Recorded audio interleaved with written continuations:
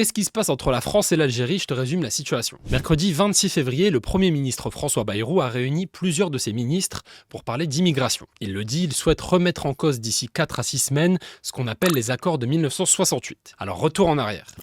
1968, 6 ans après la fin de la guerre d'Algérie, sous la présidence du général de Gaulle. À l'époque, la France a besoin de travailleurs et elle accorde alors des avantages de circulation aux Algériens. Par exemple, un Algérien en France depuis 3 ans peut avoir un titre de séjour pour 10 ans. Pour ceux qui viennent d'un autre pays, c'est 5 ans de présence nécessaire en France pour avoir ce même titre de séjour. Alors ce qu'il faut savoir, c'est que ces accords de 1968 ont été revus 3 fois, en 1985, en 1994 et en 2001. Du coup, pourquoi le Premier ministre veut le remettre en cause maintenant? Samedi 22 février, une attaque au couteau a lieu à Mulhouse, dans l'est de la France. Un homme de 37 ans, algérien en situation irrégulière en France, est accusé d'avoir tué une personne et d'en avoir blessé 7 autres. François Bayrou le dit, le suspect a été présenté 14 fois aux autorités algériennes pour qu'il revienne en Algérie sans que le pays n'accepte jamais. Il est absolument inacceptable que cette situation perdure.